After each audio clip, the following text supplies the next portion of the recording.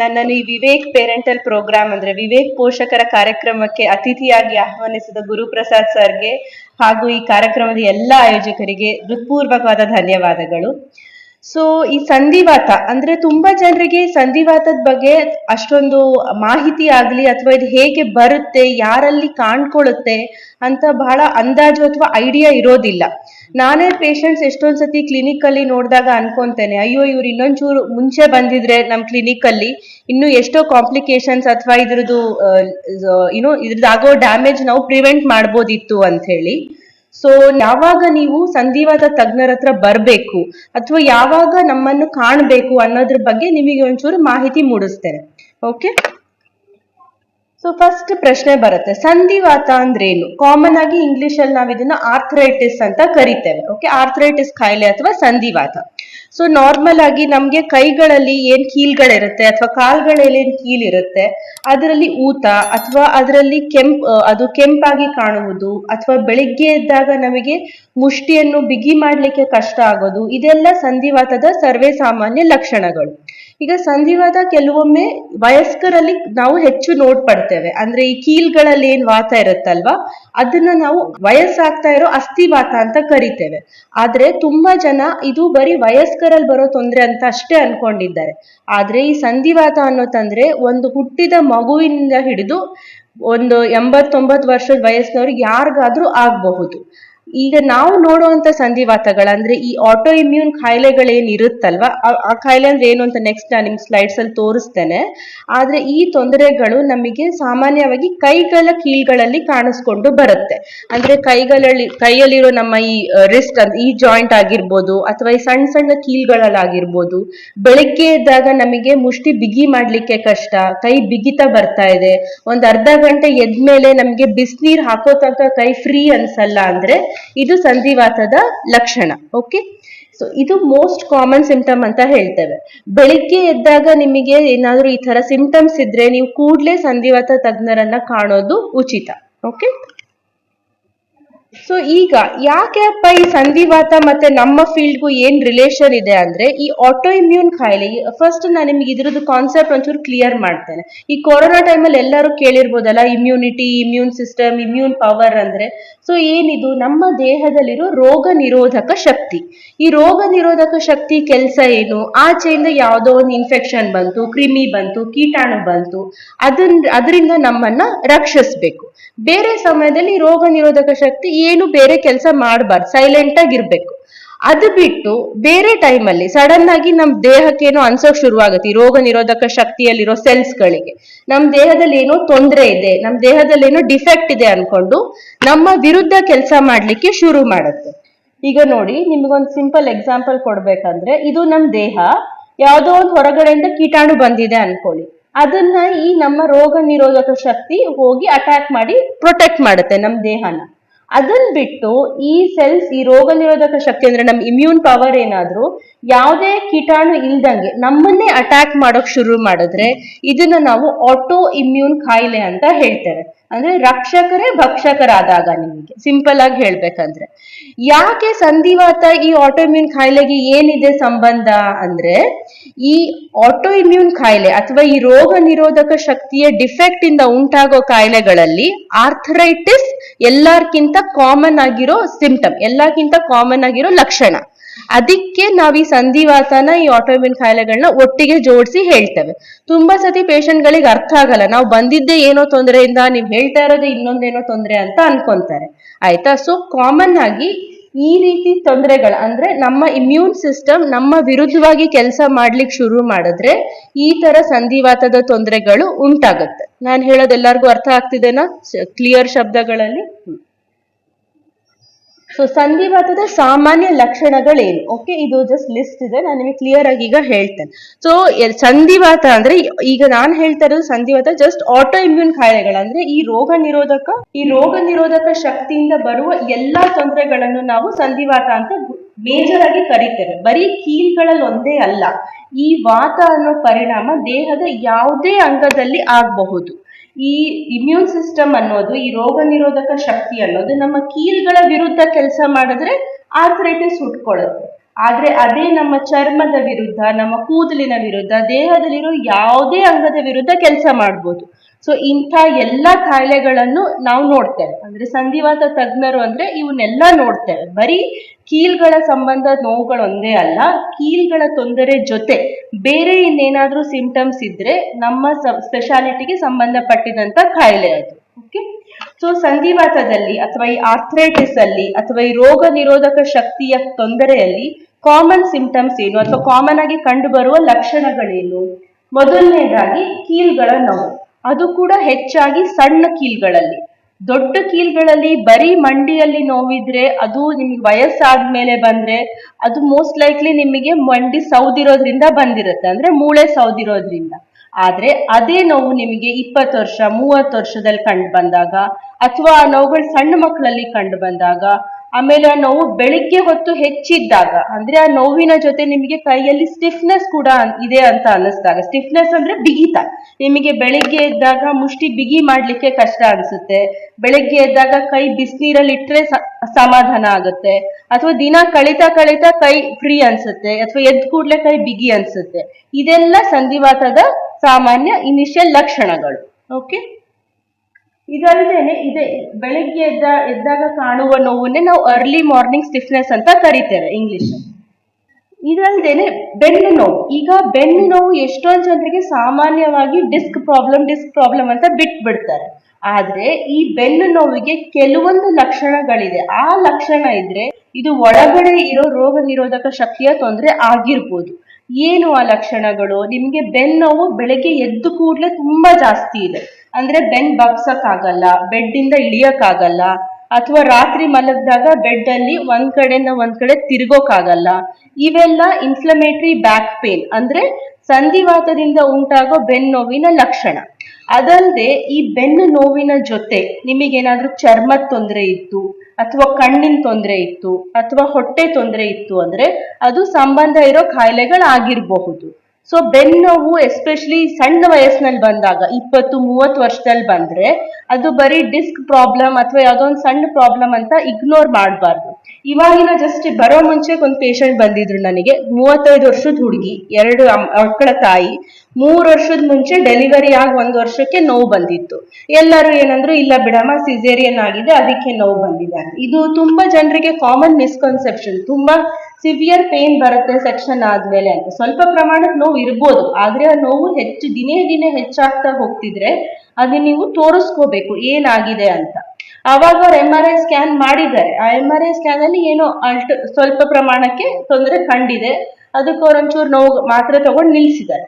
ಈಗ 3 ವರ್ಷ ಆಗಿದೆ ಇದೆಲ್ಲ ಆಗಿ. ಈ 3 ವರ್ಷದ ನಂತರ ಆ ನೋವು ಕೈಯಲ್ಲಿ, ಕಾಲಲ್ಲಿ, ಬೆನ್ನಲ್ಲಿ ಇನ್ನೂ ಹೆಚ್ಚಾಗಿದೆ. ಈಗ ಎಷ್ಟು ಹೆಚ್ಚಿತ್ತು ಅವ್ರಿಗೆ ನೋವು ಅಂದ್ರೆ, ಬರೀ 30 ವರ್ಷದ ಲೇಡಿಗೆ ಒಂದು ಬೆಡ್ ಹತ್ತಕ್ಕೂ ಆಗ್ತಾ ಇಲ್ಲ, ಅಷ್ಟು ನೋವಿದೆ.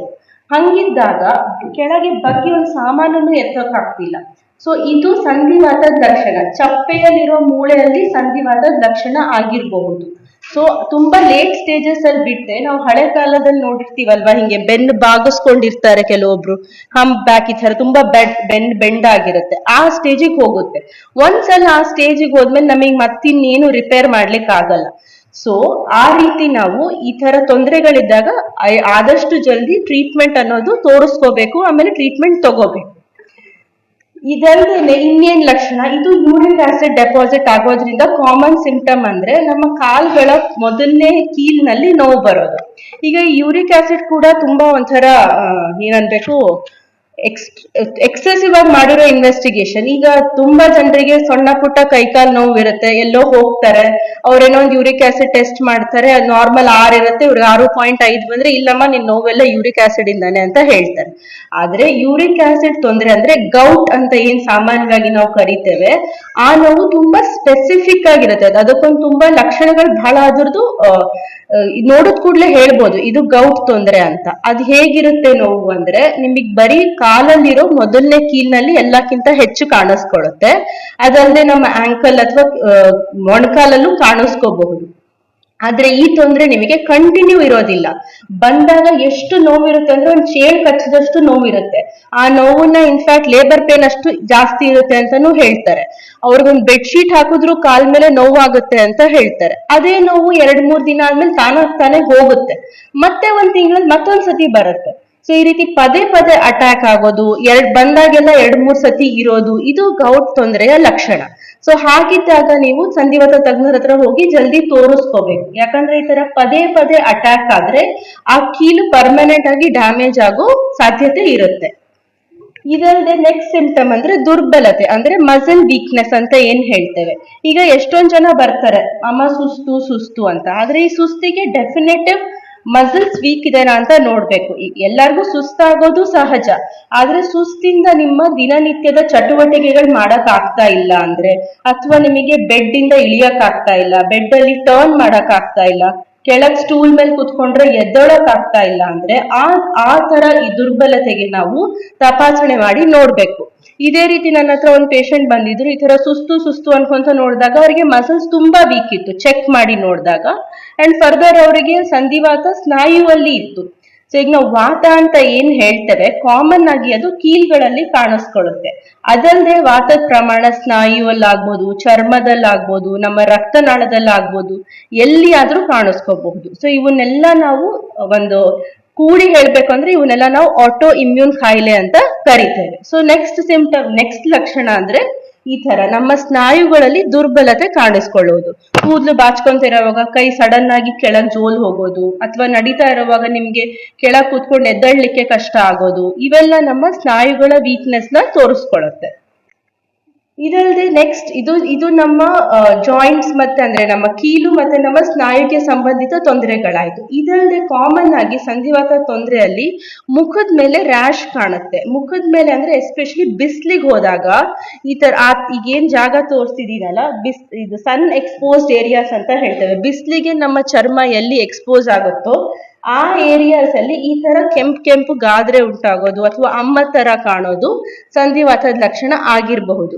ಯಾರಾದ್ರೂ 20-30 ವರ್ಷದ ಹುಡುಗಿಗೆ ಈ ತರ ನಿಮ್ಗೆ ಕೀಲ್ಗಳಲ್ಲಿ ನೋವು, ಬಿಸ್ಲಿಗೆ ಹೋದಾಗ ಮುಖದ ಮೇಲೆ ಕೆಂಪಾಗೋದು, ಇವೆಲ್ಲ ಸಿಂಪ್ಟಮ್ಸ್ ಇದ್ರೆ ಅದು SLE ಅಥವಾ ಅದು ಒಂಥರದ ಸಂಧಿವಾತ. ಇದೇನ್ ಪ್ರಾಬ್ಲಮ್ ಅಂದ್ರೆ ಯಾವೇ ಕಾಯಿಲೆಗಳಿಗೂ ಕನ್ನಡದಲ್ಲಿ ಅನುವಾದ ಇಲ್ಲ, ಎಲ್ಲದಕ್ಕೂ ಬರೀ ಇಂಗ್ಲಿಷ್ ಹೆಸರುಗಳು ಅಷ್ಟೇ ಇದಾವೆ. ಹಾಗಾಗಿ ಪೇಷಂಟ್ಸ್ ಗಳಿಗೂ ತುಂಬಾ ಸತಿ ಅರ್ಥನೇ ಆಗಲ್ಲ. ನಮ್ಗೆ ಏನ್ ತೊಂದರೆ ಇದೆ ಮೇಡಮ್ ಅಂತ ಅವ್ರಿಗೆ ಗೊತ್ತಿರಲ್ಲ.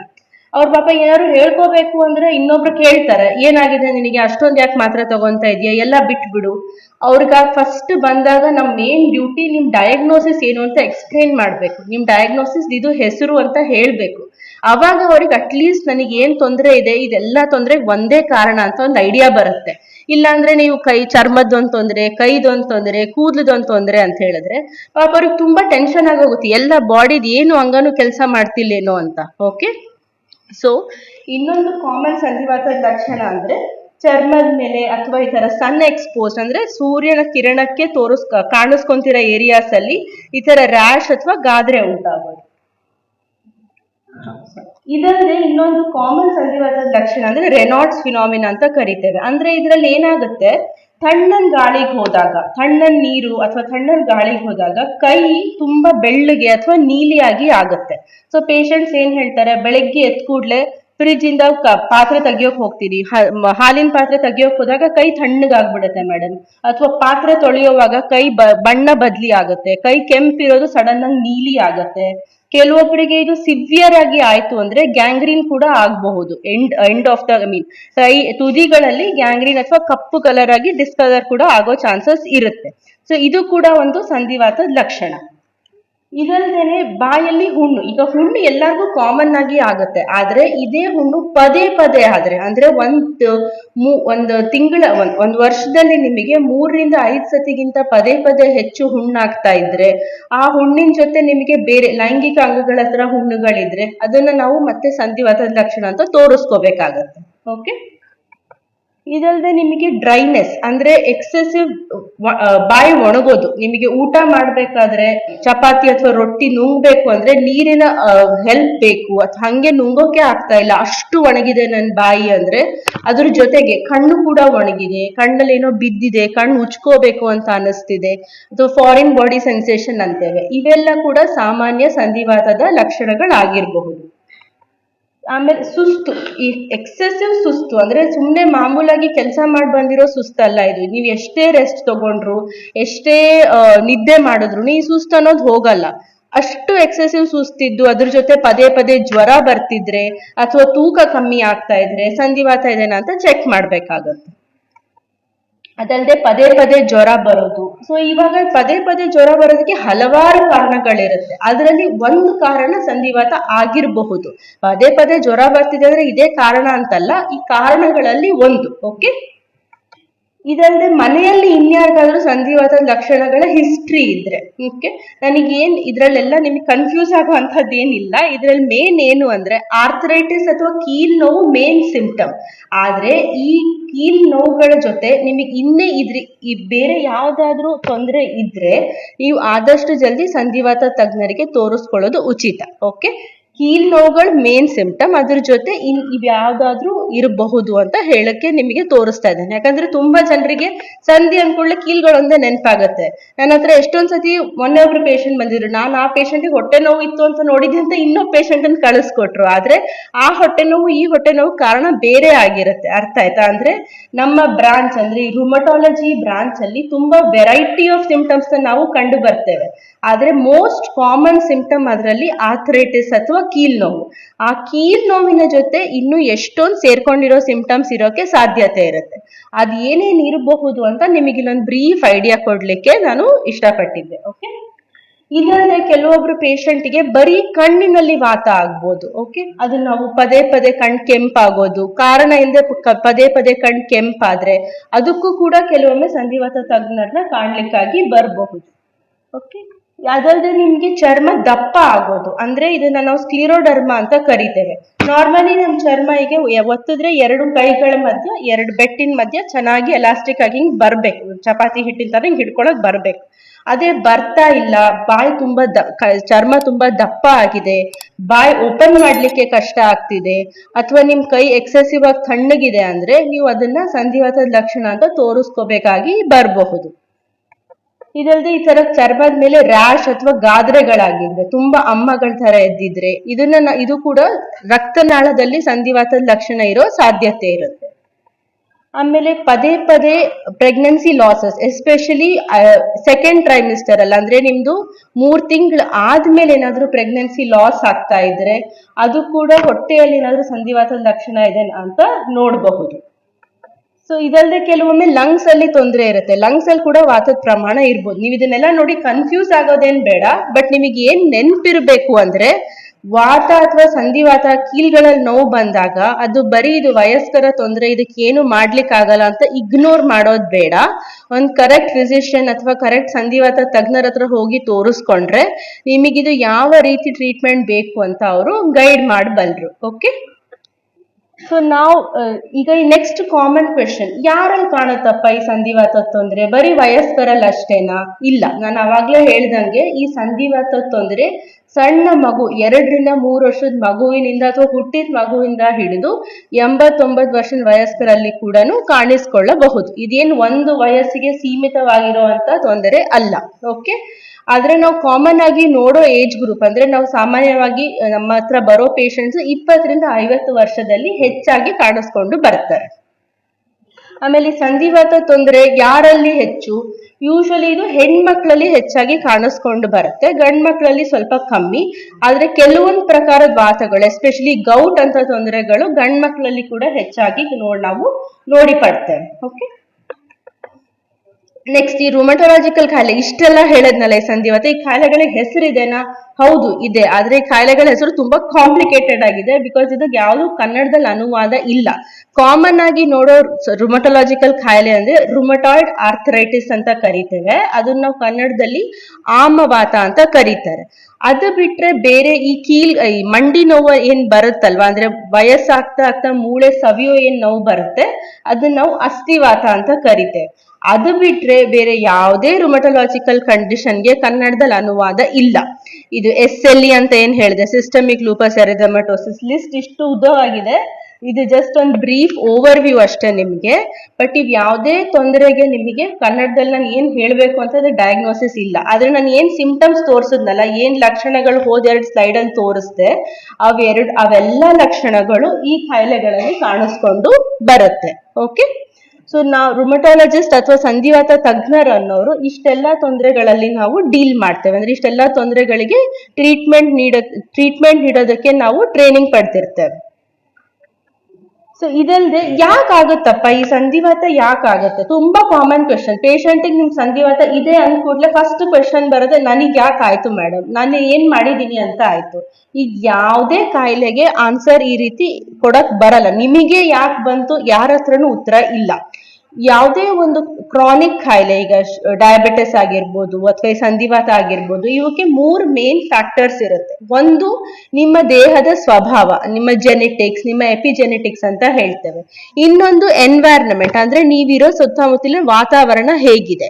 ಸೊ ಇದು ಯಾವುದಕ್ಕೂ ಒಂದು ಸಿಂಗಲ್ ಆನ್ಸರ್ ಇರೋದಿಲ್ಲ. ಇದು ಒಂದು ಕಾರಣದಿಂದ ಇದಾಯ್ತು. ಈಗ ಮಲೇರಿಯಾ ಅಂದ್ರೆ ಮಲೇರಿಯಾ ಪ್ಯಾರಾಸೈಟ್ ಇಂದ ಆಯ್ತು ಅಷ್ಟೇ, ಸಿಂಪಲ್. ಅದಕ್ಕೊಂದು ಕ್ಲಿಯರ್ ಕಟ್ ಆನ್ಸರ್ ಇರುತ್ತೆ. ಆದ್ರೆ ಆ ರೀತಿ ಸಂಧಿವಾತದಲ್ಲಿ ಇದಕ್ಕೆ ಕಾರಣ, ಇದ್ರ ಕಲ್ಪ್ರಿಟ್ ಅಂತ ನಾವು ಪಾಯಿಂಟ್ ಮಾಡಿ ಹೇಳಲಿಕ್ಕೆ ಬರೋದಿಲ್ಲ. ಸೊ ಅದು ಮಲ್ಟಿ ಫ್ಯಾಕ್ಟೋರಿಯಲ್ ಇಲ್ನೆಸ್ ಅಂತ ಹೇಳ್ತೇವೆ. ಮಲ್ಟಿಪಲ್ ಥಿಂಗ್ಸ್ ಅಂದ್ರೆ ತುಂಬಾ ವೆರೈಟಿಯ ಇಂಟರಾಕ್ಷನ್ಗಳಾದಾಗ, ಅಂದ್ರೆ ನಿಮ್ಮ ಜೆನೆಟಿಕ್ ಎನ್ವೈರನ್ಮೆಂಟ್ ಆಗ್ಬೋದು, ನಿಮ್ಮ ದೇಹದ ಮೇಕಪ್ ಹೇಗಿರುತ್ತೆ ಆಗ್ಬೋದು, ಅಥವಾ ನಿಮ್ಮ ಎನ್ವಿರಾನ್ಮೆಂಟ್ ಆಗ್ಬೋದು, ಇವೆಲ್ಲ ಸೇರ್ಬಿಟ್ಟು ಸಂಧಿವಾತ ಅನ್ನೋದು ಕಾಣಿಸ್ಕೊಳ್ಳುತ್ತೆ. ಬಟ್ ಮೋಸ್ಟ್ ಇಂಪಾರ್ಟೆಂಟ್, ಸ್ಮೋಕಿಂಗ್ ಎಲ್ಲ ಹ್ಯಾಬಿಟ್ ಇದ್ರೆ ಈ ಸಂಧಿವಾತ ಅನ್ನೋ ತೊಂದರೆ ಇನ್ನೂ ಹೆಚ್ಚಾಗಿ ಕಾಣಿಸ್ಕೊಂಡು ಬರುತ್ತೆ. ಸೊ ಎಸ್ಪೆಷಲಿ ಎನ್ವಿರಾನ್ಮೆಂಟಲ್ ಪೊಲ್ಯೂಷನ್ ಇದ್ರೆ, ಅಥವಾ ಸ್ಮೋಕಿಂಗ್ ಇದ್ರೆ, ಅಥವಾ ಕೆಲವೊಂದು variety of foods, inflammatory foods ತಗೊಂಡ್ರೆ ಅದರಲ್ಲಿ ಸಂಧಿವಾತ ಹೆಚ್ಚಾಗೋ ಲಕ್ಷಣಗಳು ಇರುತ್ತೆ. ನೆಕ್ಸ್ಟ್ ಇನ್ನೊಂದು ಕ್ವೆಶನ್ ಬಹಳ ಪೇಷಂಟ್ಸ್ ಕೇಳ್ತಾರೆ, ಈ ಸಂಧಿವಾತ ಅನ್ನೋದು ಅನುವಂಶಿಕನಾ ಅಂತ. ಅಂದ್ರೆ ಈಗ ನನಗಿದೆ ಅಂದ್ರೆ ನನ್ ಮಕ್ಕಳಿಗೆ ಬರುತ್ತಾ, ಅಥವಾ ನನಗ್ ಬಂದಿದೆ ಅಂದ್ರೆ ನಮ್ ತಂದೆಗಳಿಗೆ ಅಥವಾ ತಾಯಿಗೆ ಇತ್ತಾ ಅಂತ. ಇದಕ್ ಆನ್ಸರ್ ಎಸ್ ಆರ್ ನೋ ಅಂತ ಹೇಳೋದು ಕಷ್ಟ. ಈಗ ಒಂದು ಸಿಂಪಲ್ ಎಕ್ಸಾಂಪಲ್ ಕೊಡ್ಬೇಕಂದ್ರೆ, ಈಗ ನಿಮಗೆ ಸಂಧಿವಾತದ ಹಿಸ್ಟ್ರಿ ಫ್ಯಾಮಿಲಿಯಲ್ಲಿ ಇಲ್ಲ ಅಂದ್ರೆ 100ರಲ್ಲಿ ಒಬ್ರಿಗಾಗೋ ಚಾನ್ಸ್ ಇರುತ್ತೆ. ಆದ್ರೆ ಮನೆಯಲ್ಲಿ ಯಾರಿಗಾದ್ರೂ ಸಂಧಿವಾತದ ಹಿಸ್ಟ್ರಿ ಇತ್ತು ಅಂದ್ರೆ 100ರಲ್ಲಿ 3ರಿಂದ 5 ಜನರಿಗಾಗೋ ಚಾನ್ಸ್ ಇರುತ್ತೆ. ಸೊ ಪರ್ಸೆಂಟೇಜ್ ಸ್ವಲ್ಪ ಹೆಚ್ಚಾಗುತ್ತೆ. ಆದ್ರೆ ಮನೆಯಲ್ಲಿ ಯಾರಿಗಾದ್ರೂ ಇದೆ ಅಂತ ಡೆಫಿನೆಟ್ ಆಗಿ ನೆಕ್ಸ್ಟ್ ಜನರೇಷನ್ಗೆ ಬರುತ್ತೆ ಆ ತರ ಏನೂ ಇಲ್ಲ. ಆಮೇಲೆ ಈ ಸಂಧಿವಾತ ಯಾವ ರೀತಿ ಸಾಂಕ್ರಾಮಿಕ ರೋಗ ಅಲ್ಲ. ಅಂದ್ರೆ ಈಗ ಒಬ್ರಿಗಿದೆ ಅಂದ್ರೆ ಮನೇಲಿ ಹರಡುತ್ತಾ, ಇದು ತುಂಬಾ ಕಾಮನ್ ಕ್ವೆಶನ್. ಅಂದ್ರೆ ಮನೇಲಿ ಜಾಯಿಂಟ್ ಫ್ಯಾಮಿಲಿ ಮೇಡಮ್, ಸಣ್ಣ ಮಕ್ಳಿದ್ದಾರೆ, ಅವ್ರಿಗೇನಾದ್ರು ದೂರ ಇಡ್ಬೇಕಾ? ಯಾವ ರೀತಿ ಅವಶ್ಯಕತೆ ಇಲ್ಲ. ಇದು ಯಾವ ರೀತಿ ಸಾಂಕ್ರಾಮಿಕ ರೋಗ ಅಲ್ಲ. ಓಕೆ, ಅಂಡ್ ಇದು ಅನುವಂಶಿಕ ಅಂದ್ರೆ ಸ್ವಲ್ಪ ಪ್ರಮಾಣದ ರಿಸ್ಕ್ ಇರುತ್ತೆ. ಬಟ್ 100ಕ್ಕೆ 100 ತಂದೆಗೆ ಅಥವಾ ತಾಯಿಗೆ ಇದ್ರೆ ಮಗುವಿಗೆ ಬರುತ್ತೆ ಅಂತ ಆ ತರ ಏನು ರಿಸ್ಕ್ ಇರೋದಿಲ್ಲ. ಅದು ಕೂಡ ರಿಸ್ಕ್ ಹೆಚ್ಚಿರೋದು ಕೆಲವೊಂದು ಸಂಧಿವಾತಗಳಲ್ಲಿ ಮಾತ್ರ. ಕೆಲವೊಂದಕ್ಕೆ ಯಾವ ರೀತಿ ಜೆನೆಟಿಕ್ ರಿಸ್ಕ್ ಅನ್ನೋದು ಇರೋದಿಲ್ಲ. ಓಕೆ, ಇನ್ನು ನೆಕ್ಸ್ಟ್ ಕ್ವೆಶನ್ ಕೇಳ್ತಾರೆ ಪೇಷಂಟ್, ಯಾಕೆ ಮೇಡಮ್ ಟ್ರೀಟ್ಮೆಂಟ್ ಯಾಕೆ ತಗೋಬೇಕು ಈ ಡಿಸೀಸಸ್ಗೆ ಅಂತ. ಒಂದು ಸಿಂಪಲ್ ಎಕ್ಸಾಂಪಲ್ ಹೇಳ್ಬೇಕಂದ್ರೆ, ಈ ವಾತ ಅನ್ನೋ ದೇಹದಲ್ಲಿ ನಡೀತಿರೋವಾಗ ದೇಹದಲ್ಲಿ ಇನ್ಫ್ಲಮೇಷನ್ ಅಂತ ಹೇಳ್ತೇವೆ, ಅದು ನಡೀತಿರುತ್ತೆ. ಒಂಥರ ನಮ್ಮ ಬಾಡಿ ಇಮ್ಯೂನ್ ರೋಗ ನಿರೋಧಕ ಶಕ್ತಿ ಏನಿದೆ ಅದಕ್ಕೆ ಬೆಂಕಿ ಹಚ್ಕೊಂಡಂಗೆ ಆಗಿರುತ್ತೆ. ಸೊ ನಾವು ಈ ಬೆಂಕಿ ಹಚ್ಕೊಂಡಿರೋದನ್ನ ಆದಷ್ಟು ಜಲ್ದಿ ನೀರ್ ಹಾಕಿ ಅದನ್ನ ಕಡಿಮೆ ಮಾಡ್ಬೇಕು. ಮಾಡ್ಲಿಲ್ಲ ಅಂದ್ರೆ ಒಂದು ಬಿಲ್ಡಿಂಗ್ ಅನ್ನೋದು ಉರಿದು ಸುಟ್ಟು ಹೋದ್ಮೇಲೆ ನಾವ್ ಅದಕ್ಕೆ ಮತ್ತೆ ಏನು ಮಾಡಕ್ ಬರಲ್ಲ, ಹೊಸ ಬಿಲ್ಡಿಂಗ್ಗೆ ಕಟ್ಬೇಕು, ಆದ್ರೆ ಹೊಸ ದೇಹನ್ ತರಕ್ ಬರಲ್ಲಲ್ಲ. ಸೊ ಆ ರೀತಿ ಅಷ್ಟು ಸಿವಿಯರ್ ಆಗ್ಬಾರ್ದು ಅಂತಾನೆ ನಾವು ಅರ್ಲಿ ಆಗಿ, ಅಂದ್ರೆ ಮುಂಚಿತವಾಗಿ ಟ್ರೀಟ್ಮೆಂಟ್ ತಗೊಂಡ್ರೆ ಪರ್ಮನೆಂಟ್ ಡ್ಯಾಮೇಜ್ ಆಗೋದನ್ನ ಪ್ರಿವೆಂಟ್ ಮಾಡ್ಬೋದು. ನಾವ್ ಈ ಸಂಧಿವಾತಕ್ಕೆ ಅಂತ ಏನೇನ್ ಮಾತ್ರೆಗಳು ಕೊಡ್ತೇವೋ ಈ ಪರ್ಮನೆಂಟ್ ಡ್ಯಾಮೇಜ್ ಆಗೋದನ್ನ ಪ್ರಿವೆಂಟ್ ಮಾಡುತ್ತೆ. ಏನಾಗುತ್ತೆ, ನಿಮ್ಗೆ ಜಸ್ಟ್ ಒಂದೆರಡು ನಂದು ಕ್ಲಿನಿಕಲ್ ಬಂದಿರೋ ಪೇಷಂಟ್ಸ್ ಎಕ್ಸಾಂಪಲ್ಸೇ ಕೊಡ್ತೀನಿ. ಅಂದ್ರೆ ಯಾರೊಬ್ರು ಈ ತರ ಹೇಳ್ತಾರೆ, ಇಲ್ಲ ಇದಕ್ಕೆ ಲೈಫ್ ಲಾಂಗ್ ಟ್ರೀಟ್ಮೆಂಟ್ ತಗೋಬೇಕು, ಅಲ್ಲಿ ಹೋಗ್ಬೇಡ ಇಲ್ಲಿ ಹೋಗ್ಬೇಡ, ನಾನೆಲ್ಲೋ ಕರ್ಕೊಂಡು ಹೋಗ್ತೀನಿ, ಆ ರೀತಿ ಎಲ್ಲೋ ದಾರಿ ತಪ್ಪಿ ಹೋದಾಗ ನಿಮ್ ಕೈಗಳ ಜಾಯಿಂಟ್ಸ್ ಆರ್ಥರೈಟಿಸ್ ಇಂದ ಎಷ್ಟು ಡ್ಯಾಮೇಜ್ ಆಗ್ಬೋದು. ಇದ್ ನೋಡಿ, ಇದೇ ಪೇಷಂಟ್ ಟ್ರೀಟ್ಮೆಂಟ್ ತಗೊಳ್ಳಿದ್ದಕ್ಕೆ ಕೈಗಳ ಬಟ್ ಎಷ್ಟು ಸೊಟ್ಟಾಗಿ ಡ್ಯಾಮೇಜ್ ಆಗಿದೆ. ಇಷ್ಟು ಡ್ಯಾಮೇಜ್ ಆದ್ಮೇಲೆ ನಾವು ಯಾವ ರೀತಿ ಟ್ರೀಟ್ಮೆಂಟ್ ಕೊಟ್ರು ಇದನ್ನ ಸೀದಾ ಮಾಡಕ್ ಬರೋದಿಲ್ಲ. ಒಂದ್ಸತಿ ಪರ್ಮನೆಂಟ್ ಡ್ಯಾಮೇಜ್ ಆಯ್ತು ಅಂದ್ರೆ ಆ ಡ್ಯಾಮೇಜ್ ನ ನಾವು ಯಾವ ರೀತಿ ಕೂಡ ರಿವರ್ಸ್ ಮಾಡ್ಲಿಕ್ಕೆ ಬರೋದಿಲ್ಲ. ಈ ಸ್ಟೇಜ್ ಅಲ್ಲಿ ಇದ್ದಾಗ ನೀವು ಏನೇ ಮಾತ್ರೆ ಕೊಡಿ, ಏನೇ ಇಂಜೆಕ್ಷನ್ಸ್ ಕೊಡಿ, ಕೈ ಹಾಗೆ ಇರುತ್ತೆ, ಕೈ ಸೀದಾ ಆಗೋದಿಲ್ಲ. ನಾನು ಈ ಸ್ಟೇಜ್ ಅಲ್ಲಿ ಬಂದಾಗ ಪೇಷಂಟ್ಸ್ ಮುಂಚೆನೆ ಹೇಳ್ಬಿಡ್ತೇನೆ, ನಿಮ್ ಟ್ರೀಟ್ಮೆಂಟ್ ಇಂದ ನಿಮಗೆ ಎಕ್ಸ್ಪೆಕ್ಟೇಷನ್ ಅನ್ನೋದು ಇಷ್ಟೇ ಇರೋದು ಸಾಧ್ಯ, ಇಷ್ಟೇ ನಾನು ಸರಿ ಮಾಡ್ಲಿಕ್ಕೆ ಸಾಧ್ಯ, ನಾನು ಎಲ್ಲದನ್ನೂ ಒಂದು ಬ್ರಹ್ಮಾಸ್ತ್ರ ತರ ಹಾಕಿ ಎಲ್ಲ ಕ್ಲಿಯರ್ ಮಾಡ್ಕೊಡ್ತೀನಿ ಅಂತ ಹೇಳಕ್ ಬರಲ್ಲ. ಸೊ ಅದ್ರಲ್ಲಿ ಏನು ಮ್ಯಾಕ್ಸಿಮಮ್ ಅಂದ್ರೆ ನಾವು ಪೇನ್ ಕಡಿಮೆ ಮಾಡ್ಬೋದು, ಬಟ್ ಡಿಫಾರ್ಮಿಟಿ ಅನ್ನೋದು ರಿವರ್ಸ್ ಮಾಡ್ಲಿಕ್ಕೆ ಬರೋದಿಲ್ಲ. ಕೈಯಲ್ಲಿ ಒಂದೇ ಅಲ್ಲ, ಕಾಲಲ್ಲಿ ಕೂಡ ಸಂಧಿವಾತ ಆಗಬಹುದು. ಕಾಲಲ್ಲಿ ಕೂಡ ಆದ್ರೆ ಜಾಯಿಂಟ್ಸ್ ಈ ರೀತಿ ಡ್ಯಾಮೇಜ್ ಆಗೋ ಚಾನ್ಸಸ್ ಇರುತ್ತೆ. ಈ ರೀತಿ ಡ್ಯಾಮೇಜ್ ಆದಾಗ ಅದರಿಂದಾಗಿ ನಿಮಗೆ ನೋವುಗಳಾಗ್ಲಿ, ನಡೆಯೋದಕ್ಕೆ ಕಷ್ಟ ಆಗ್ಲಿ, ತುಂಬಾ ತೊಂದರೆ ಉಂಟಾಗತ್ತೆ. ಸೊ ಈ ಸ್ಟೇಜ್ ನಾವು ರೀಚ್ ಆಗ್ಬಾರ್ದು ಅಂತಾನೆ ಅಷ್ಟೊಂದು ಟ್ರೀಟ್ಮೆಂಟ್ ಮುಂಚಿತವಾಗಿ ತಗೊಳ್ಳಿ ಅಂತ ಸ್ಟ್ರೆಸ್ ಮಾಡ್ತೇವೆ. ಅದಲ್ಲದೆ ಇದು ಟ್ರೀಟ್ಮೆಂಟ್ ಇದೆನಾ, ಯಾವ್ದಾದ್ರು ರಾಮ್ ಬಾಣ ಅಥವಾ ಮಿರಾಕಲ್ ಕ್ಯೂರ್ ಇದೆನಾ? ಇಲ್ಲ. ಇದಕ್ಕೆ ಯಾವ ರೀತಿಯಾದ ಮಿರಾಕ್ಯುಲಸ್ ಟ್ರೀಟ್ಮೆಂಟ್ ಅಂತ ನಾವು ಕೊಡ್ಲಿಕ್ ಬರಲ್ಲ. ಈಗ ನಾವ್ ಏನೇ ಸಂಧಿವಾತ ಟ್ರೀಟ್ಮೆಂಟ್ ಕೊಟ್ರು ಅದೆಲ್ಲ ನಮ್ ದೇಹದ ಇಮ್ಯೂನ್ ಸಿಸ್ಟಮ್ ಅಂದ್ರೆ ರೋಗ ನಿರೋಧಕ ಶಕ್ತಿಗೆ ಒಂದ್ ರೀತಿ ಪಾಠ ಹೇಳ್ಕೊಡತ್ತೆ. ಅವನ್ನೆಲ್ಲ ಸ್ಕೂಲಿಗೆ ಕಳಿಸ್ದಂಗೆ ಅದಕ್ಕೊಂದ್ ರೀತಿ ಪಾಠ ಏನು ಹೇಳ್ಕೊಡ್ತೀವಿ, ಕೇಳ್ರಪ್ಪ, ಈ ದೇಹ ನಂದೇ, ನೀವ್ ಇದ್ರ ಮೇಲೆ ಪರಿಣಾಮ ತೋರಿಸ್ಬಾರ್ದು, ನೀವ್ ಅರ್ಥ ಮಾಡ್ಕೊಳ್ಳಿ, ದೇಹದಲ್ಲಿ ಏನು ಇನ್ಫೆಕ್ಷನ್ ಇಲ್ಲ, ಸುಮ್ನೆ ನನ್ನ ದೇಹ ನಂದಲ್ಲ ಅಂತ ನೀವ್ ಇದಕ್ಕೆ ಅಟ್ಯಾಕ್ ಮಾಡಬಾರ್ದು ಅಂತ ಪಾಠ ಹೇಳ್ಕೊಡ್ತೀವಿ. ಈ ಪಾಠ ಹೇಳ್ಕೊಡೋ ಪ್ರೊಸೆಸ್ 1 ದಿನ 2 ದಿನದಲ್ಲಿ ಮಾಡಕ್ ಬರಲ್ಲ. ಮಿನಿಮಮ್ ನಾವ್ ಇದಕ್ಕೆ 3 ರಿಂದ 5 ವರ್ಷ ಟ್ರೀಟ್ಮೆಂಟ್ ಕೊಡ್ಲಿಕ್ಕೆ ಇಷ್ಟಪಡ್ತೇವೆ. ಕೊಟ್ಟಾದ್ಮೇಲೆ ನಿಮ್ಮ ದೇಹದ ಇಮ್ಯೂನ್ ಸಿಸ್ಟಮ್ ರೀಟ್ರೇನ್ ಆಗತ್ತೆ, ಅಂದ್ರೆ ಇಮ್ಯುನೋ ಮಾಡ್ಯುಲೇಷನ್ ಅಂತ ಹೇಳ್ತೇವೆ. ಅದು ರೀಟ್ರೇನ್ ಆದ್ಮೇಲೆ ನಾವು ಮಾತ್ರೆಗಳು ಒಂದೇ ಸತಿ ನಿಲ್ಸಿದ್ವಿ ಅನ್ಕೊಳ್ಳಿ, ಮತ್ತೆ ಅವಿಷ್ಟು ನಾಯಿ ಬಾಲ ಡೊಂಕಿ ಅಂದಾಗ ವಾಪಸ್ ಬ್ಯಾಕ್ ಟು ಸ್ಕ್ವೇರ್ ಆಗುತ್ತೆ ಒಂದೇ ಸತಿ ನಿಲ್ಸಿದ್ರೆ. ಆದ್ರೆ ಅದನ್ನೇ ನಾವು ನಿಧಾನಕ್ಕೆ ನಿಲ್ಲಿಸ್ಲಿಕ್ಕೆ ಪ್ರಯತ್ನ ಮಾಡ್ತೇವೆ. ಈಗ ಉದಾಹರಣೆಗೆ ಪೇಷಂಟ್ 100 mg ಡೋಸಲ್ಲಿ ಇದ್ದ ಅನ್ಕೊಳ್ಳಿ, ಏನು ಸಿಂಪ್ಟಮ್ಸ್ ಇಲ್ಲ, 2 ವರ್ಷ ಆಯ್ತು ಅಂದ್ರೆ ನಿಧಾನಕ್ಕೆ ಅದನ್ನ 90, 80, 70 ಆ ರೀತಿ ಕಮ್ಮಿ ಮಾಡ್ತಾ ಬರ್ತೇವೆ. ಅದೇ ನೀವು 100 ರಿಂದ 0ಗೆ ಬಂದ್ರೆ ಅದೊಂಥರ ಸೈಕಲ್ ಇದ್ದಂಗೆ. ನೀವು ಟ್ರೀಟ್ಮೆಂಟ್ ತಗೊಂತೀರಾ, ನೋವು ಕಮ್ಮಿ ಆಗುತ್ತೆ, ಟ್ರೀಟ್ಮೆಂಟ್ ಬಿಡ್ತೀರಾ, ನೋವು ಹೆಚ್ಚಾಗುತ್ತೆ, ಅದು ಹಂಗೆ ತಿರುಗ್ತಾನೇ ಇರುತ್ತೆ. ಈ ಜಾಲದಿಂದ ಹೊರಗೆ ಬರ್ಬೇಕು ಅಂದ್ರೆ ಟ್ರೀಟ್ಮೆಂಟ್ ನ ಡಾಕ್ಟರ್ ಹೇಳ್ದಂಗೆ ಕಮ್ಮಿ ಮಾಡ್ತಾ ಬರ್ಬೇಕು. ಆವಾಗ ನಿಮಗೆ ಇದು ಪದೇ ಪದೇ ರಿಲ್ಯಾಕ್ಸ್ ಅಂತ ಹೇಳ್ತೇವೆ, ಆ ತರ ಪದೇ ಪದೇ ಆಗೋದಿಲ್ಲ. ಓಕೆ, ಸೊ ಅದಕ್ಕೆ ನಾವು ಈ ಸಂಧಿವಾತಕ್ಕೆ ಅರ್ಲಿ ಆಗಿ ಟ್ರೀಟ್ಮೆಂಟ್ ತಗೊಳ್ಳೋದು ಬಹಳ ಮುಖ್ಯ ಆಗುತ್ತೆ. ಅಂಡ್ ಕರೆಕ್ಟ್ ಟ್ರೀಟ್ಮೆಂಟ್ ತಗೋಬೇಕು. ಸುಮ್ನೆ ಬರೀ ಪೇನ್ ಒಂದೇ ಕಮ್ಮಿ ಮಾಡ್ಲಿಕ್ಕೆ ಟ್ರೀಟ್ಮೆಂಟ್ ತಗೊಂಡ್ರೆ ಅದರಿಂದ ಡ್ಯಾಮೇಜ್ ಏನ್ ಪ್ರಿವೆಂಟ್ ಆಗಲ್ಲ. ಪೇನ್ ಏನೋ ಇರಲ್ಲ, ಆದ್ರೆ ಅವಾಗ ತೋರ್ಸಿದ್ನಲ್ಲ ಆ ರೀತಿ ಜಾಯಿಂಟ್ಸ್ ಡ್ಯಾಮೇಜ್ ಆಗೋ ಸಾಧ್ಯತೆ ಇರುತ್ತೆ. ಅದಲ್ಲದೆ ನೆಕ್ಸ್ಟ್, ಇದು ತುಂಬಾ ಕಾಮನ್ ಕ್ವೆಶನ್, ಸಂಧಿವಾತ ಇದೆ ಅಂದಾಗ ಮೇಡಮ್ ಏನ್ ತಿನ್ಬೇಕು? ಎಲ್ಲರೂ ಪಾಪ ಈ ಆಲೂಗಡ್ಡೆ ಬದನೆಕಾಯಿ ಅನ್ಸೋದು ಏನ್ ಇದನ್ ಮಾಡಿದವೋ, ಪಾಪ ಮಾಡಿದವೋ, ಯಾರಿಗಾದ್ರೂ ವಾತ ಇದೆ ಅಂದ್ರೆ ಫಸ್ಟ್ ಬಿಡೋ ತರಕಾರಿನ ಆಲೂಗಡ್ಡೆ ಬದನೆಕಾಯಿ. ನನ್ಗೆಲ್ಲ ಪೇಷಂಟ್ಗೂ ನಾನಾಗಿ ಈಗ ಹೇಳ್ಬಿಡ್ತೀನಿ, ಅವ್ರು ನನಗೆ ಹೇಳಿ ಸಾಕಾಗಿದೆ, ಪಾಪ ಅವರೇ ಬಂದು ಹೇಳ್ತಾರೆ, ಮೇಡಮ್ ವಾತ ಅಲ್ವಾ, ಆಲೂಗಡ್ಡೆ ಬಿಡ್ಬೇಕಲ್ವಾ, ಬದನೆಕಾಯಿ ಬಿಡ್ಬೇಕಲ್ವಾ ಅಂತ ಬಿಡಿ ಅಂತೀನಿ ಅಷ್ಟೇ. ನನ್ ಪಾಪ ಕೆಲವೊಂದ್ಸತಿ ಅಂತೀನಿ, ಪ್ರಿಸ್ಕ್ರಿಪ್ಷನ್ ಅಲ್ಲಿ ಅದನ್ನು ಬರದ್ ಬಿಡ್ಲೆ ನಮ್ಮ, ಆಲೂಗಡ್ಡೆ ಬಿಡಿ, ಬದನೆಕಾಯಿ ಬಿಡಿ ಅಂತ ಹೇಳಿ ಅಂತ. ಯಾವುದೇ ಸ್ಟಡೀಸ್ ಅಲ್ಲಿ ಈ 2 ಫುಡ್ಸ್ ಬಿಡೋದ್ರಿಂದ ಪೇನ್ ಕಮ್ಮಿ ಆಗುತ್ತೆ ಅಂತ ಎಲ್ಲೂ ಪ್ರೂವ್ ಆಗಿಲ್ಲ. ಇನ್ಫ್ಲಮೇಟರಿ ಫುಡ್ಸ್ ಅಂದ್ರೆ ನಮ್ಮ ದೇಹದಲ್ಲಿ ಈ ವಾತನ ಜಾಸ್ತಿ ಮಾಡೋ ಕೆಲವೊಂದು ಆಹಾರಗಳಿದಾವೆ. ಅವು ಯಾವುವು? ಎಸ್ಪೆಷಲಿ ಈ ಪ್ರೊಸೆಸ್ಡ್ ಕಾರ್ಬೋಹೈಡ್ರೇಟ್ಸ್, ಮೈದಾ ಕಂಟೈನಿಂಗ್ ಪ್ರಾಡಕ್ಟ್ಸ್ ಆಗ್ಲಿ, ಆಚೆಯಿಂದ ತರೋ ಪಾಮ್ ಆಯಿಲ್ ಕಂಟೈನಿಂಗ್ ಪ್ರಾಡಕ್ಟ್ಸ್ ಅಂದ್ರೆ ಡೈರಿ ಪ್ರಾಡಕ್ಟ್ಸ್ ಇರುತ್ತಲ್ಲ, ಪ್ರೊಸೆಸ್ಡ್ ಬಿಸ್ಕೆಟ್ಸ್, ರಸ್ಕ್, ಅವನ್ನೆಲ್ಲ ಕಮ್ಮಿ ಮಾಡ್ಬೇಕು. ಅದು ಬಿಟ್ಟು ತರಕಾರಿಗಳಲ್ಲಿ ಯಾವುದೇ ತರಕಾರಿಯಲ್ಲಿ ಹೆಚ್ಚಾಗಲ್ಲ. ಮೊಸರಾಗ್ಲಿ, ಮಜ್ಜಿಗೆ ಆಗ್ಲಿ, ಅವ್ ಯಾವ್ದ್ರಿಂದನೂ ಹೆಚ್ಚಾಗಲ್ಲ. ತುಂಬಾ ಪೇಷಂಟ್ಸ್ ಮೊಸರು ಬಿಟ್ಟೆ, ಬದನೆಕಾಯಿ ಬಿಟ್ಟೆ, ಆಲೂಗಡ್ಡೆ ಬಿಟ್ಟೆ, ಅದ್ರ ಜೊತೆ ಮಾತ್ರೆನೂ ಬಿಟ್ಟೆ ಅಂತ ಬರ್ತಾರೆ. ಆ ರೀತಿ ಟ್ರೀಟ್ಮೆಂಟ್ ಮಾಡೋದ್ರಲ್ಲಿ ಬರಲ್ಲ. ಓಕೆ, ಸೊ ಮಾತ್ರೆಗಳು ತಗೊಂತ ಆಂಟಿ ಇನ್ಫ್ಲಮೇಟರಿ ಫುಡ್ಸ್ ತಗೋಬೇಕು. ಆಂಟಿ ಇನ್ಫ್ಲಮೇಟರಿ ಅಂದ್ರೆ ಏನು? ನಿಮ್ಮ ದೇಹದಲ್ಲಿ ವಾತದ ಪ್ರಮಾಣನ ಸ್ವಲ್ಪ ಕಂಟ್ರೋಲ್ ಮಾಡ್ಲಿಕ್ಕೆ ಆಂಟಿ ಆಕ್ಸಿಡೆಂಟ್ಸ್ ರಿಚ್ ಇರೋ ಫುಡ್ ನಾವು ಸಜೆಸ್ಟ್ ಮಾಡ್ತೇವೆ. ಅವು ಯಾವುವು? ಸೊ ಕಾಮನ್ ಆಗಿ ನಾವು ಹೇಳೋದು ಎಲ್ಲ ಫ್ರೂಟ್ಸ್ ನಮ್ಮ ದೇಹಕ್ಕೆ ಒಳ್ಳೇದಾಗಿ ಈ ತರ ಒಳ್ಳೆ ಮಿನರಲ್ಸ್, ಒಳ್ಳೆ ವಿಟಮಿನ್ಸ್ ನ ಪ್ರೊವೈಡ್ ಮಾಡುತ್ತೆ. ಫ್ರೂಟ್ಸ್ ಅನ್ನ ಆದಷ್ಟು ನಾವು ಫ್ರೂಟ್ ಫಾರ್ಮ್ ಅಲ್ಲೇ ತಗೋಬೇಕು. ಅದನ್ನ ಹೋಗಿ ಮತ್ತೆ ಜ್ಯೂಸ್ ಮಾಡದೆ ಆ ತರ ಮಾಡಬಾರ್ದು. ಫ್ರೂಟ್ ಕಂಟೆಂಟ್ ಅಲ್ಲೇ ಇದ್ದಾಗ ಅದಕ್ಕೆ ಫೈಬರ್ ಅನ್ನೋದು ಜಾಸ್ತಿ ಇರುತ್ತೆ. ಸೊ ಫೈಬರ್ ಇದ್ದಾಗ ನಮ್ಮ ಹೊಟ್ಟೆಲ್ ಹೋದಾಗ ಅದು ಒಳ್ಳೆ ಬ್ಯಾಕ್ಟೀರಿಯಾನ ಪ್ರೊಡ್ಯೂಸ್ ಮಾಡ್ಲಿಕ್ಕೆ ಹೆಲ್ಪ್ ಮಾಡುತ್ತೆ. ಹಾಗಾಗಿ ನಾವು ಹೋಲ್ ಫ್ರೂಟ್ಸ್ ತಗೋಬೇಕು. ನಟ್ಸ್, ಎಸ್ಪೆಷಲಿ ವಾಲ್ನಟ್ಸ್, ಅಂದ್ರೆ ವಾಲ್ನಟ್ಸ್ ಅಲ್ಲಿ ಒಮೆಗಾ 3 ಫ್ಯಾಟಿ ಆಸಿಡ್ಸ್ ಅನ್ನೋದು ಹೆಚ್ಚಾಗಿ ಕಂಡು ಬರುತ್ತೆ. ಸೊ ರಾತ್ರಿ ಹೊತ್ತು ನೀವು ಸೋಕ್ ಮಾಡಿರೋ ವಾಲ್ನಟ್ ಆಗ್ಲಿ, ಬಾದಾಮ್ ಆಗ್ಲಿ ಬೆಳಗ್ಗೆ ತಗೊಂಡ್ರೆ ಅದು ನಿಮ್ ಇನ್ಫ್ಲಮೇಷನ್ ಅನ್ನ ಕಂಟ್ರೋಲ್ ಮಾಡ್ಲಿಕ್ಕೆ ಹೆಲ್ಪ್ ಮಾಡುತ್ತೆ.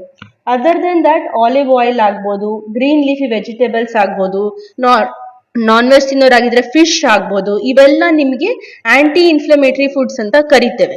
ಕೆಲವೊಂದು ಪ್ರಕಾರದ ವಾತ, ಎಸ್ಪೆಷಲಿ ಯೂರಿಕ್ ಆಸಿಡ್ ಹೈ ಆಗಿರೋ ಗೌಟ್ ಅಲ್ಲಿ ಮಾತ್ರ ನಾವು ಕೆಲವೊಂದು ಡಯಟ್ ರೆಸ್ಟ್ರಿಕ್ಷನ್ಸ್ ಹೇಳ್ತೇವೆ. ಅದನ್ನ ಬಿಟ್ರೆ ಬೇರೆ ಯಾವ ಸಂಧಿವಾತದಲ್ಲೂ ಹೆಚ್ಚಾಗಿ ಯಾವ ರೀತಿಯ ಡಯಟ್ ರೆಸ್ಟ್ರಿಕ್ಷನ್ ಮಾಡೋ ಅವಶ್ಯಕತೆ ಇಲ್ಲ.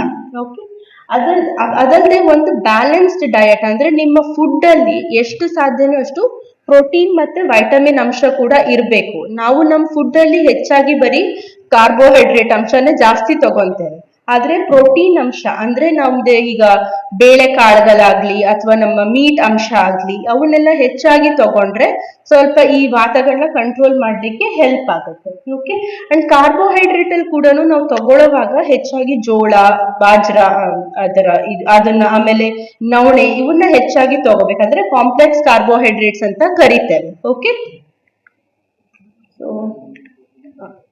ಇದಲ್ಲದೆ ನಮ್ ದಿನನಿತ್ಯವಾಗಿ ವ್ಯಾಯಾಮ ಮಾಡೋದಾಗ್ಲಿ, ಪ್ರಾಣಾಯಾಮ ಮಾಡೋದಾಗ್ಲಿ, ಮೆಡಿಟೇಷನ್ ಮಾಡೋದಾಗ್ಲಿ, ಇದರಿಂದ ಸಂಧಿವಾತ ಎಷ್ಟೋ ಪ್ರಮಾಣಕ್ಕೆ ನಾವು ಕಂಟ್ರೋಲ್ ಅಲ್ಲಿ ಇಟ್ಕೋಬಹುದು.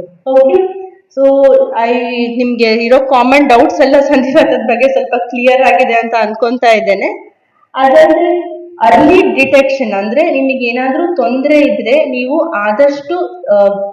ಆದಷ್ಟು ಜಲ್ದಿಯಾಗಿ ನೀವು ಒಬ್ಬ ಕರೆಕ್ಟ್ ಡಾಕ್ಟರ್ ಅಥವಾ ಕರೆಕ್ಟ್ ಫಿಸಿಷಿಯನ್ ಹತ್ರ ತೋರಿಸ್ಕೊಂಡ್ರೆ ಎಷ್ಟೋ ಪ್ರಮಾಣಕ್ಕೆ ಸಿಂಪ್ಟಮ್ಸ್ ಕಂಟ್ರೋಲ್ ಆಗುತ್ತೆ. ಅಂಡ್ ಮಿನಿಮಮ್ ಮೆಡಿಸಿನ್ಸ್ ಅಲ್ಲಿ ವಾರದಲ್ಲಿ 1-2 ಸಲ ಕೊಡೋ ಮೆಡಿಸಿನ್ಸ್ ಅಲ್ಲಿನೇ ನಾವು ಈ ಮೇಜರ್ ತೊಂದರೆಗಳನ್ನ ಕಂಟ್ರೋಲ್ ಅಲ್ಲಿ ಇಟ್ಕೋಬಹುದು. ಒಂದ್ಸತಿ ತೊಂದರೆ ಆ ಸ್ಟೇಜ್ ನ ದಾಟ್ತು ಅಂದ್ರೆ ಮತ್ತೆ ಮೆಡಿಸಿನ್ಸ್ ಕಾಸ್ಟ್ ಆಗ್ಲಿ ಅಥವಾ ಮೆಡಿಸಿನ್ಸ್ ಕ್ವಾಂಟಿಟಿ ಆಗ್ಲಿ ಹೆಚ್ಚಾಗತ್ತೆ. ಆವಾಗ ನಾವ್ ಏನು ಅದಕ್ಕೆ ಬೇರೆ ಉಪಾಯದಿಂದ ಅದನ್ನ ಕಡಿಮೆ ಮಾಡ್ಲಿಕ್ಕೆ ಬರೋದಿಲ್ಲ. ಓಕೆ, ಧನ್ಯವಾದಗಳು.